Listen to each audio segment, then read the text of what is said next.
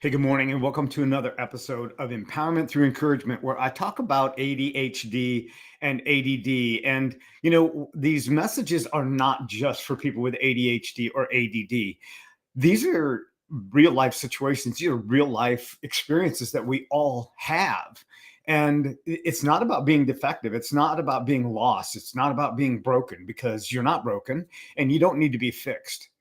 But what I want to really demystify is that ADHD, or for that matter, when people say that you need more willpower, it's not about willpower. It's about a strategy and it's about support. And let me just ask you a quick question. Who doesn't need a strategy for different things in life? And who doesn't need support? I don't care if you're Superman, you still need support. I mean, Superman himself had kryptonite that was the thing that Lex Luthor wanted to take away his power. And so Superman needed that support. He needed that encouragement, even because he wasn't always Superman. Sometimes in the real world, he was Clark Kent. And the whole idea is that even Clark Kent needed support. And when you give yourself that permission, that's the idea, is that you say, hey, I'm not broken. Who doesn't need support and who doesn't need a strategy? So how many times have you heard that? If you just took a quick inventory, let's say over the last 6-8 months, and you heard people say, you just need more willpower. You just need to push through. You just need to try harder. Well, sometimes trying harder doesn't work. If you just had more discipline, maybe that's it. You just need more discipline, or you'd be more consistent if you had more discipline.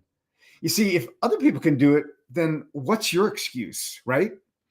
And we begin to beat ourselves up. And the little voice inside our head, because as I said before, it's about what's going on up here that really controls on what's going on out here. So the internal creates what's happening on the external.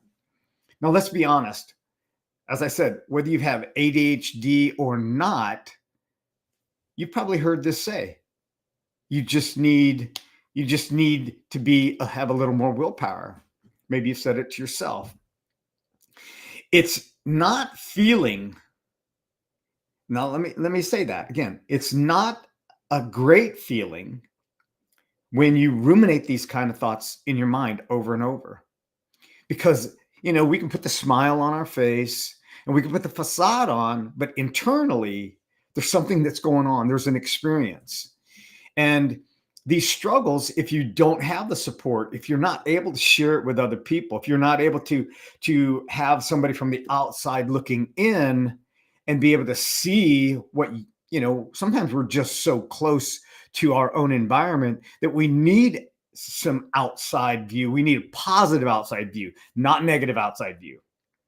And we'll understand that it's not simply a lack of willpower, but it is that support, that strength that we need from outside of us. So this episode is a reminder to tell you that ADHD is not a character flaw. I've said this over and over again, and I'll say it until the cows sing. ADHD is a superpower. And if you look at the way that you approach things, the way that you process the world, it's not about having more grit. It's about having the right tools. It's about having the right systems. It's about having the right support that is behind you and giving you the permission to express your creativity, your imagination in ways that other people don't. So why is it that people think that ADHD is a willpower issue? Well, that's a great question, because this is some of the common misconceptions that people have, that if they just be more disciplined, if they just have more willpower and just behave, then the world would be great, right? Then we'd all be the same. And but because on the outside, even though it looks like inconsistency or laziness, it's actually that you're great in one day, and then the next day it kind of goes haywire. And it's inconsistent because we're hyper focused. So you hyper focus on something that you really enjoy, and you get these random thoughts, and then you can't send the email.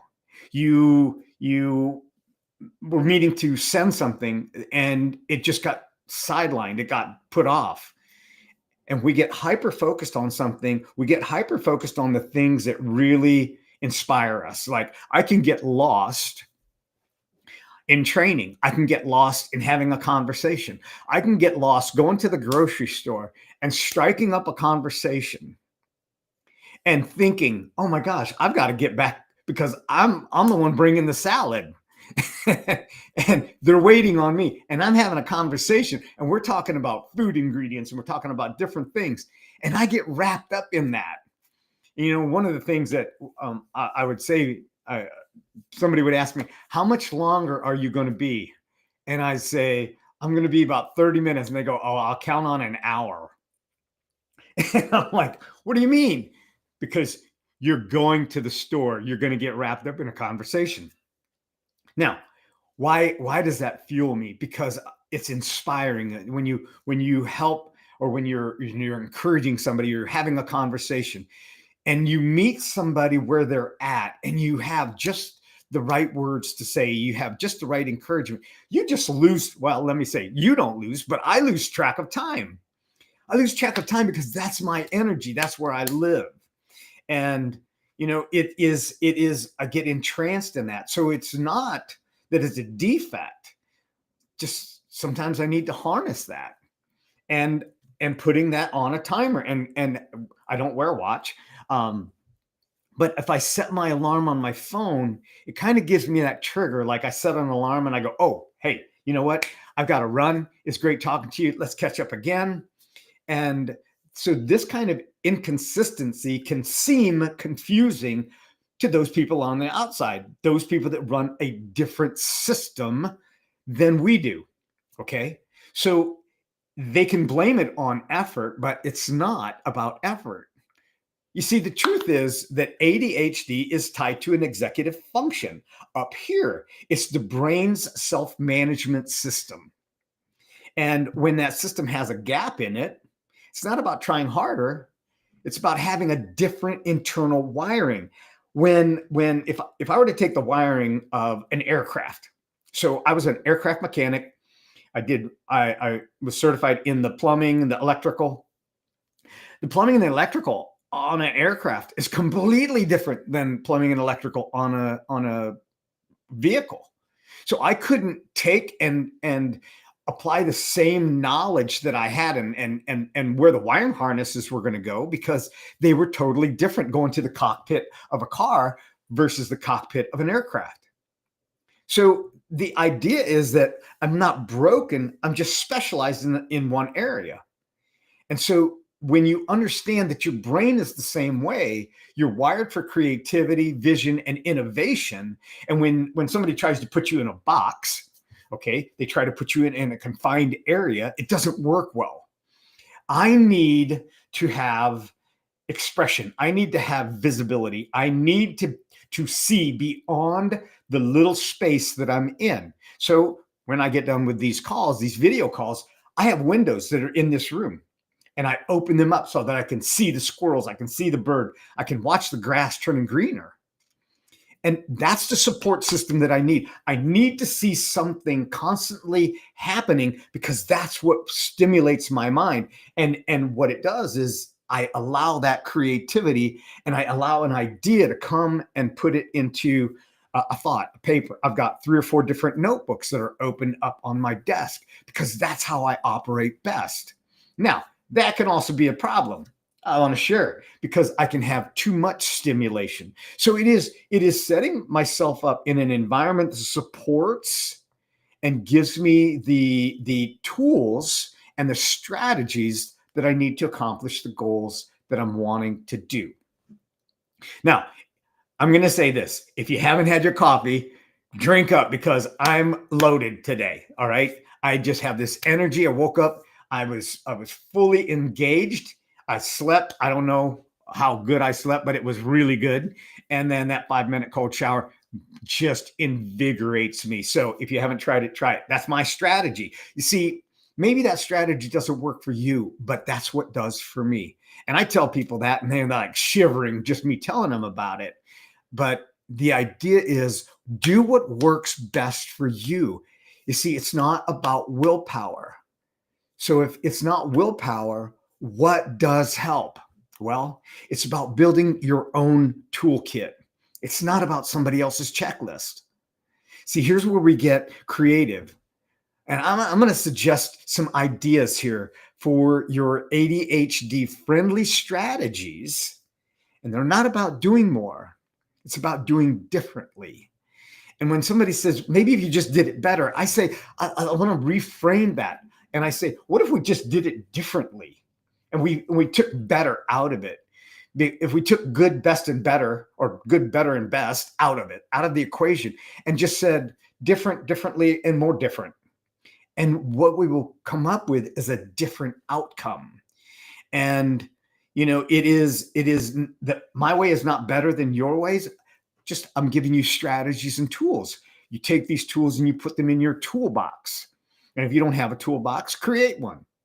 So it's about reframing. It's about reframing the way that we see things. It's about opportunities that are disguised as distractions that are actually the platform for our greatest adventures.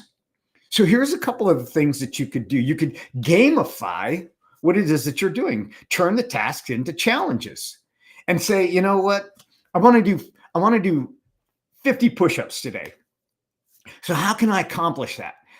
Could I do 10 every hour? Well, yeah. What if you did 12 on the last hour and you bump that up? Could you get a little more of the results that you're looking for?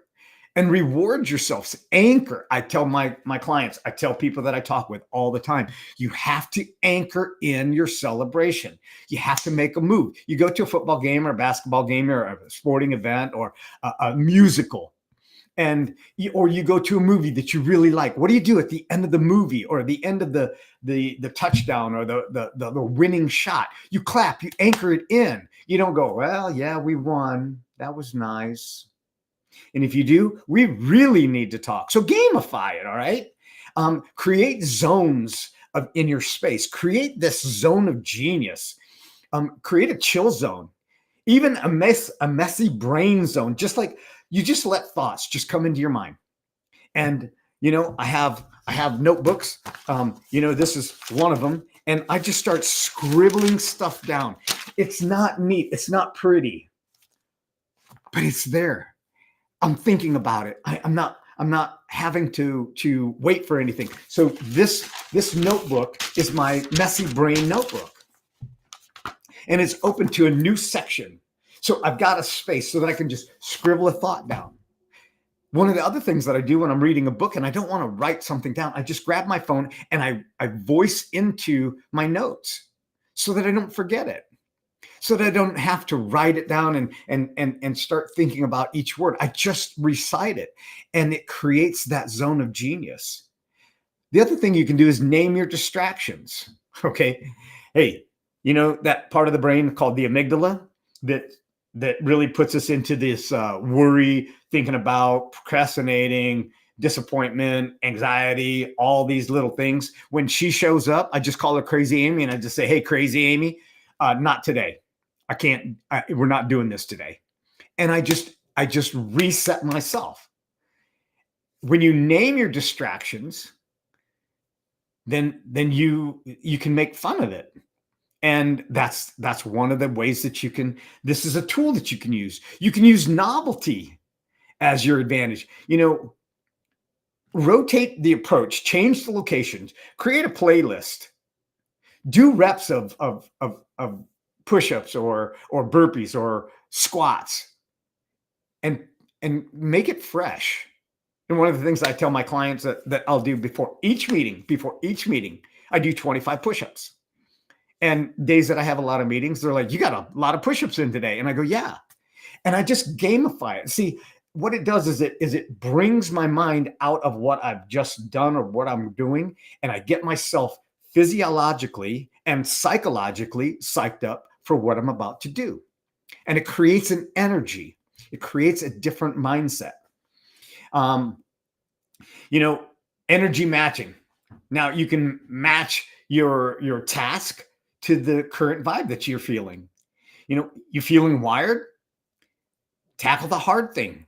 If you're feeling a little bit like your energy's a little bit lower, then do something that's hands-on, something that you can check off pretty easily. And then celebrate it. That's the key. You've got to celebrate. When I say you've got to, you don't have to do any of this stuff, right? But what I'm suggesting is these are options, these are opportunities to look at the game differently. So if we anchor it in, we can make the difference. And when we anchor it in and we associate a victory with something that makes us feel better about ourselves, or we're satisfied that we got it off of our checklist, then anchor it, celebrate it, make it visual. I have sticky notes up all over the place, and I've shared this 100 times. If you get bored, listen to this, just skip over it. But I have these sticky notes up all over the place. I get an inspirational thought and I plaster it everywhere. I've got blue sticky notes, pink sticky notes, yellow, green, all kinds of things. And I got a whiteboard in front of me. And, throughout the day, I'll look at it and I'll read one thing. And it says, make yourself memorable and set yourself up in a category of one while leaving an impact on many. And that is right in the center, right in front of me. So that when I'm feeling like maybe I'm not making a difference, I look at that and I go, make yourself memorable. How can I make myself memorable? By anchoring in my own psychology and my own physiology, and using the gift and the strength of ADHD that I have. Now, you can build transition rituals. You can set up a song, sketch, do a cold splash. Just go and put your face in cold water, or splash some water on your face, some cold, just do something that fits your brain, that fits your style, that bridges between the tasks and the expected gear shifting that you're about to take. You see, what I just shared with you, these aren't try harder tasks. They're creativity in its form of rhythms that align with your system, with your brain's strengths. The goal is flow, not force. So whatever works for you, works for you. And here again, having support. Whether this is a coach, a community, listen, we can't do it alone. I don't care if you don't have ADHD. You cannot do it alone. We were not created to do it alone. It's impossible. It's impossible to live the longevity of the life that we've been given by doing it alone. We want somebody to celebrate with. We want somebody to celebrate about, whether it's a puppy or a person, whether it's walking through nature, watching how the squirrels are digging up my yard from all the nuts that they buried, last October. Maybe it's one of those things. Maybe it's getting out and just seeing something different. And it's about getting into flow. Here again, not force. So the question comes, what if I've tried these strategies and I still feel stuck? Now that's a kind of a tongue twister. Still feel stuck. Say that 5 times, all right? And yeah, lighten up a little bit, all right? Give me a break, all right? Still feel stuck. Okay, I'm going to stop. All right. So the answer is, when you feel stuck, you're still human. Give yourself the permission to be human. You've probably tried other things that weren't designed for you. Stuck is just one step away. It's a calling to step away. When you feel stuck, walk away from it. Get away from the situation. Get a different view of what's going on. And when I say this, Sometimes we're so close to the situation. We're so close. We're so honed in. We're like right narrowed in. And what happens is we can't see anything more. It's like we've heard this tunnel vision. What we need to do is we need to get so we step back and see peripherally what's going on around me. The opportunity to get 20, 30 feet away from the situation. And this would be often what I'd often do. And this became something that once I became conscious of what I was doing, then it became like part of my identity. And I'd be in the middle of a problem, or I'd be in the middle of a scenario that wasn't coming together the way that I had wanted it to. So I just zoom out, I just back away, and I get 20, 30 feet away from it. And I look at it from a different angle, and I go, if I were a football coach, or if I were a basketball coach, how would I approach that? What play would I make? What would I do at this point? Let's say if I was a secretary, what would the secretary say? If I was the general foreman, what would the general foreman? If I was my 3-year-old child, what would my 3-year-old tell me to do in this? And as you zoom out and you get back from the situation, this is a tool, it's a strategy that works well for me. Maybe you need to get 10,000 feet away where things aren't clouded, where you can see things differently. And this is where encouragement matters. So what if today, instead of saying, I just can't get it together, you said, I haven't found the right rhythm yet, but I will. I haven't found the right rhythm yet, and I will. It's not failure. And this is what I tell people. And I just did a super nice in-person workshop with a bunch of coaches. And I said, failure is just data. When we see the perceived failure as data, it gives us a tool, it gives us an understanding. It gives us the ability to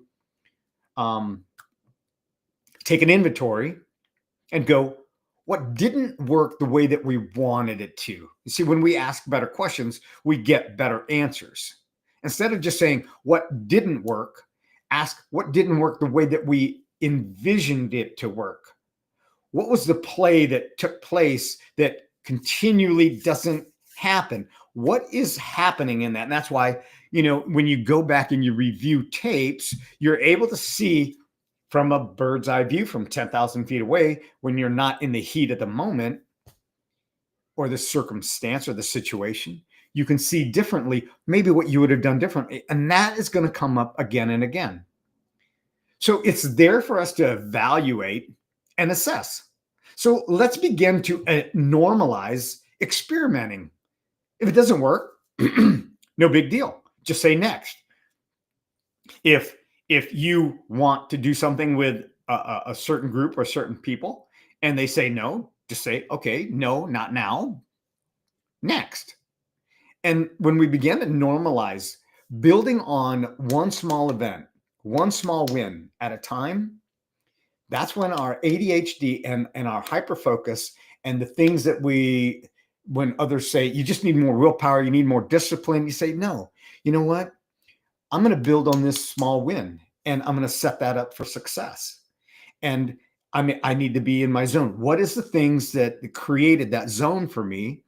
And what was it that gave me the experience that I wanted? So let's remember that your ADHD is not the enemy. It's just asking for a different playbook. Now, one of the things that I want to bring up is that, and I'll hear this often, is that I already heard that. I already know that. I've already been exposed to that information. And I go, fantastic. Do you know how many times they practice the same move? I think it was Bruce Lee that said this. I fear a man that has practiced one punch 10,000 times rather than a man that has practiced 10,000 punches one time. It is the continual embedding and anchoring into our hardwire, our soft wire, and make it part of our identity system, the way that our brain works. It's not just a one and done. It is repetition, repetition, repetition, so that it becomes ingrained in you. And you just go to it. When people ask me, how is it that you just came up with that? And I say, I have practiced this 1,000 times. It just rolls. It's just part of my identity. And sometimes people will ask me, could you repeat what you just said? And I say, no, I can't, because it just rolled. Because the scenario made itself present for the moment. And in that moment, I was be able to respond, and it was so fluid that it just flew, just in flow. I was in my zone, and I was able to do it.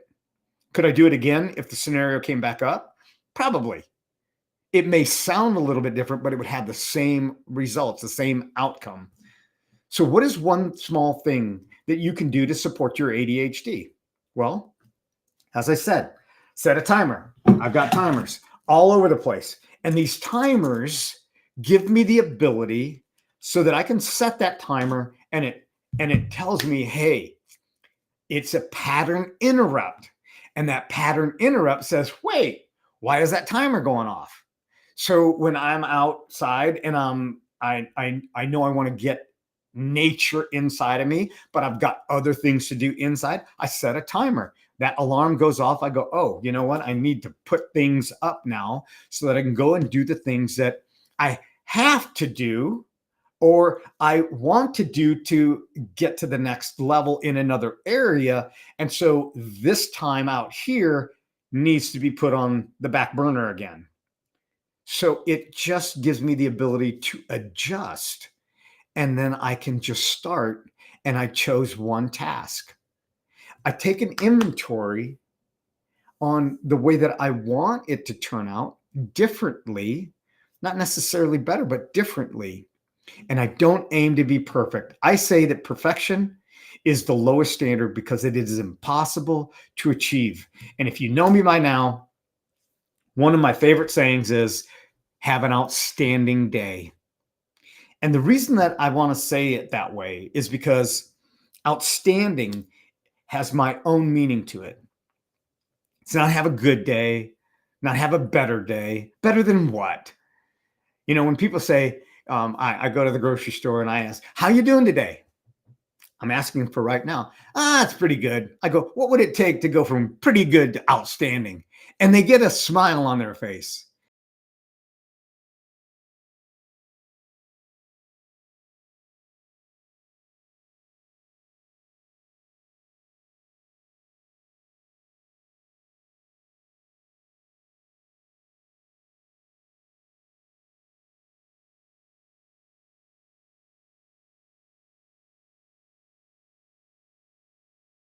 Cash register, I don't know what's going on in their world. And maybe they've had 100 people that just go through their line. They don't say a whole lot. It's the same old, same old, same old. But when you break it up and you make things different, then maybe it has the opportunity to make things better for them. You see, momentum builds on momentum. It doesn't come from pressure. It comes from movement. So here's a question that I've gotten. What do you say to somebody who feels ashamed of needing support? Oh my gosh, that's a real question. And I love that. I love because number one, that's vulnerability.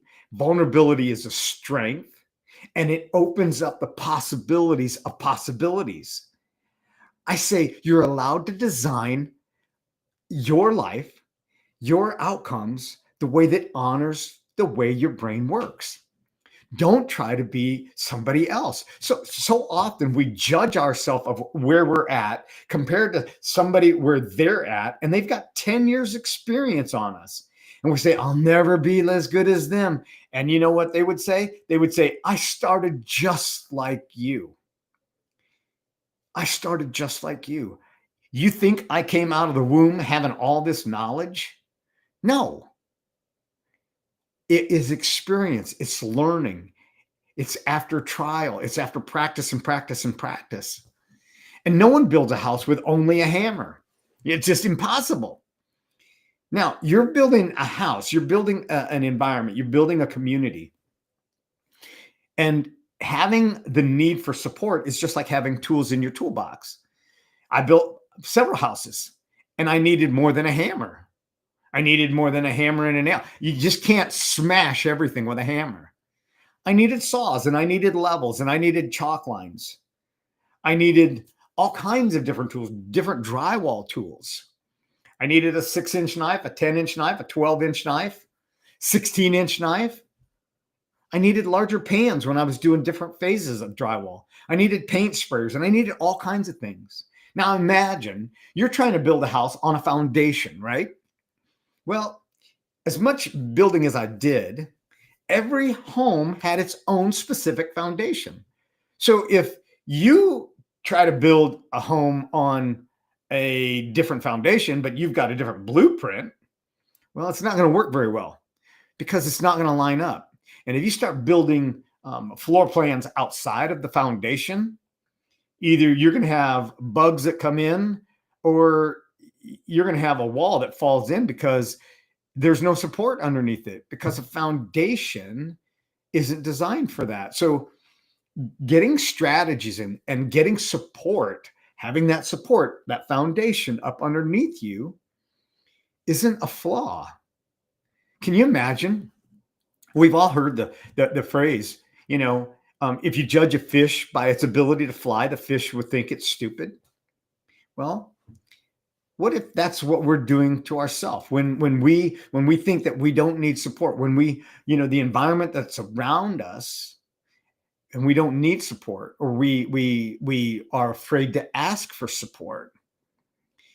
You see, if you see yourself outside of your environment and try to fit it in and try to do what other people are doing, you're going to think, I just need more willpower. I just need more discipline.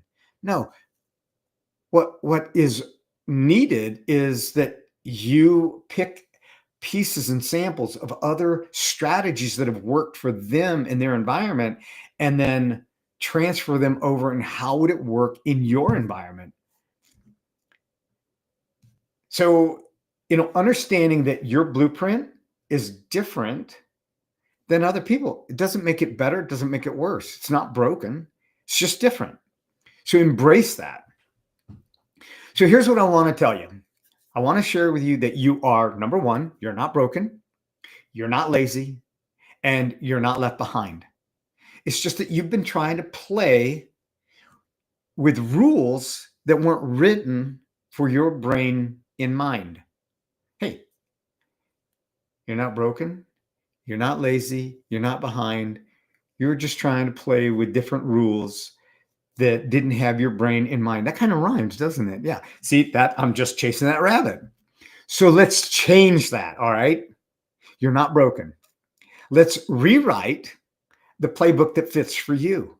One that's built on a strategy that supports you, that's giving you the strategy for the playing field that you're on, and one that's filled with self-compassion. Because empowerment doesn't come from pushing harder. It doesn't. It comes from finally feeling seen, being supported, and being set up for success. So here's what I want to share with you. You don't have to do this alone. Get support. It's not about needing to be fixed because you're not broken, but it is about unlocking your own potential with support that's made specifically for you. There are people that I can coach. They're coachable for me. And I can take that same strategy and try to apply it to somebody else that's uncoachable, and it doesn't work because they're not coachable. And I'm okay with that. Whatever the strategy is that works for you, find that, seek that out, sample different things. Maybe you've heard something over the last several weeks that we've been talking about. And you begin to ask yourself, what is the possibility of working with somebody like that?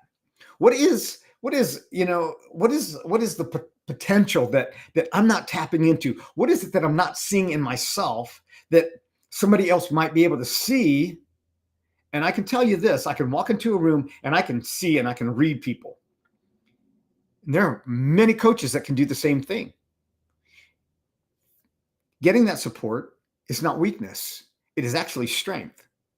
So I'm going to invite you to take an invitational step and have a discovery call with me. You can go to my website. You can see it right there below my name. And you can schedule a virtual coffee. I don't drink coffee, but we'll sit and we'll have a virtual coffee. And it's just a discovery call. And it's to discover where you're at, where you want to go, what you've tried, what hasn't worked, what has worked, and maybe explore the possibilities and maybe reframe something. I can tell you that it'll be a value no matter what to you. And understand this, that coaching is not pressure. It's partnership. It might just be the strategy that you didn't know you were allowed to explore. So until the next time we meet, make a call. Until the next time we meet, be outstanding, have an outstanding day, and I'll see you on the next episode. We'll see you.